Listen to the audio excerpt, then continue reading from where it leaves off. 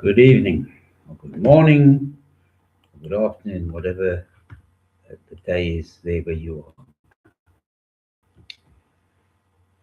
The creation of Polly Speaks for You is what I want to talk about tonight. People often see the finished product, they see the software, they see the features, they see the innovations. What they usually do not see is the suffering that gives birth to it. Polly Speaks for You is not created in comfort or convenience. It was forged in serious adversity. To understand Polly, you must understand some things and something of the road I walked to build it. I've lived much of my life carrying a burden that many people never have to carry. Living with a disability meant I became intimately familiar with the limitations, not as a theory, but as daily reality. I came to understand the frustration, exhaustion, misunderstanding, and painful experience of knowing that the abilities that I have, often exist where opportunity does not, because people close the door in your face. I learned early that the world is not naturally designed for minds or bodies that function differently from the normal type of scenario. Simply things for others could Simple things for others became mountains for me. Even just finding a job became a problem because I didn't have a qualification, because I had a disability, dyslexia. Yet, suffering has a strange way of teaching you what comfort never can. And believe me, if I'd been comfortable, I would never have created Polly. I would never have achieved the level of things I've done in my life. And I've done many things, from building violins to becoming an artist, created my own canvases and paints, oil paints, from scratch.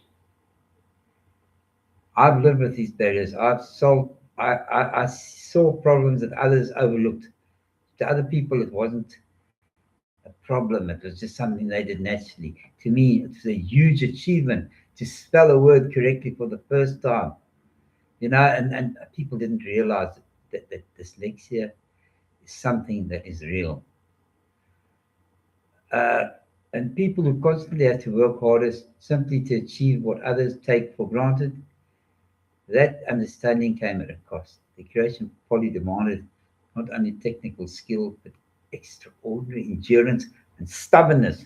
Yes, I am persistently stubborn, obsessively stubborn when it comes to getting something right the way I want it to. I've lived for 62 years and I've had to survive in a world that is not disability friendly. And by the way, just coincidentally, I've added to my disabilities as the years have gone on. It's bizarre, but I've had some strange things happen to me that have given me other disabilities. There were long seasons of intense mental labor solving problems that seemed impossible, wrestling with code, rebuilding broken systems, and boy, did that happen. There were a number of times, at least twice a year, Polly would completely fail or something would happen. There was even a period where somebody tried ransomware and I had to rebuild the entire program just from what I have up. Yeah. Fortunately, I was born with a memory that makes elephants proud. Uh, Things that worked in theory, but in practice, it wasn't there. And as I said, persistently stubborn. I'm a great believer in Visual Basic. Yes, it's an old language. Microsoft used it originally, or some variations thereof. I still use it because I know that you can push the boundaries of Visual Basic that other languages you can't. They just do not have that rugged mountain climbing ability, mountain code climbing ability. Every step required extra effort because of dyslexia. Every breakthrough was purchased through persistence, blood, sweat, and tears. And then that's not all. Grief. Grief has a way of affecting me in my, Job. I don't want to compare myself to Joe, but if you think about it, this is literally what happened. You all know about 2020 and all the pandemic. I'm not here to talk about the pandemic. I lost my wife Winnie in 2020, in August 2020, due to leukemia. That was a terrible loss. It felt like someone had pushed the weed into my chest and just spun around and said, "There you go, have some pain." That pain never goes away. All your tomorrows become memories of yesterday. You never get a chance to make a new memory.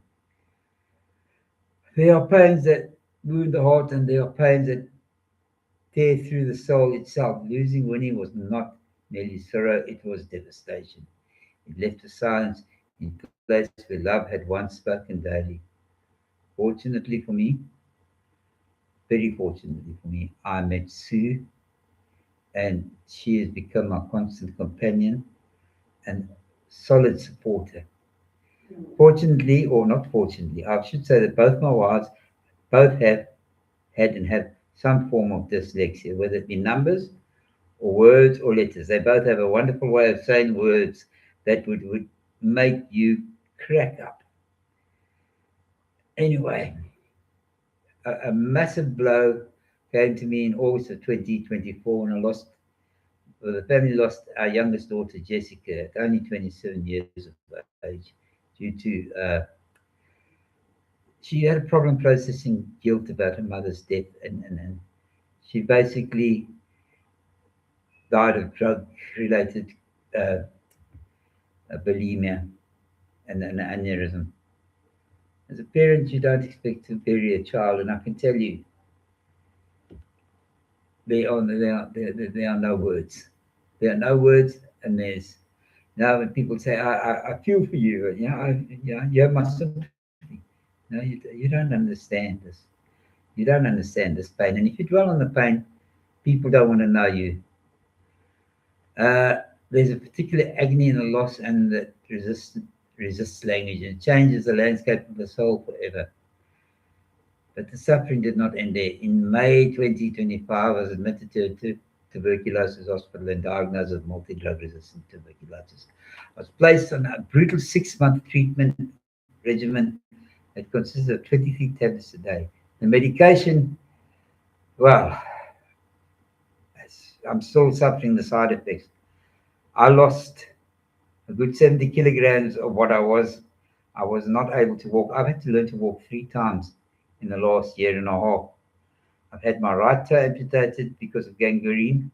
I'm still trying to build up muscle in my back so that I could be able to stand up. I came dangerously close to death. Fortunately, that was not God's plan. There were times when I look at pictures now and I actually go cold with fright because it looks like I'm looking at a corpse, a skinny, dying old man. Well, then in 2026, I lost my toe due to the complication of diabetes. Uh, and I'm still recovering from that. But with human strength alone, I could not carry these burdens. I must say that the combination of grief, physical suffering, exhaustion, financial pressure, and responsibilities feels unbearable. But still, Polly lives inside me. And when my body suffers, the vision remains. When grief crushes the heart, the calling remains. That's not why I cannot speak about Polly merely softly. Polly has become a testimony. It represents thousands of countless hours of work undertaken to pain and represents a determination when giving up was not an option because I know there are millions of people with dyslexia who need Polly. Now, a couple of things we should mention that Polly Speaks for You is a multifaceted program that assists people with dyslexia and other mental mental challenges to it levels the playing field. Basically, it's one of its main objectives is a text editor that has a verbal spelling and grammar checker. You can dictate to Polly and Polly will write out what you're saying, and you can have it read back to you in any one of the 11 South African languages. Yes, I've perfected something that Microsoft has never even been able to do. A program that can read back to you what you've written in any one of the 11 languages, and that's not all. You know how we have to click on things to make our work? I don't have to do that because while speaking to Polly understands. If I say, take that line and enlarge it to Arial black size 12, it'll enlarge it and it'll say to me, this sentence has been enlarged with Arial black size 12. If I say, make that text bold, it'll say, do the same. Make it bold and confirm verbally. And then when when I start the spelling checker, it'll go through, it'll check the document or the section of text, and it'll say to me, this word is spelled wrong. Here are your suggestions. Just select the one and you select it and it replaces it. Underlying all of this, my faith in the Lord is something that has always been with me. I was born again in Easter of 1973, and through every chapter of my life, through disability, hardship, bereavement, illness, and suffering, the Lord has remained faithful. There were times when I had little strength left. I was finished. There have been some such bizarre things that have happened to me in my life. I've had Legionnaire's disease. I've had sugar diabetes. I've had multi-drug resistant TB. I've even had 2 heart attacks, believe it or not. And I'm getting a little bit of. I host some Apaches over here. There's a big patch over there. Go and live. And again, His grace has carried me through. I believe in all my heart that Polly was not my idea alone. Ultimately, it was the Lord's idea, and He's entrusted me with this work. That belief changes everything. And the work I felt impossible is no longer not possible. It is an act of obedience, endurance, putting up with it. When I feel like throwing things out in the street and saying, well, I'm done. I'm not doing it again. And then they'll all pick me up and say, come on, you know what you've got to do. Polly was built through pain, perseverance, tears, prayer, and grace.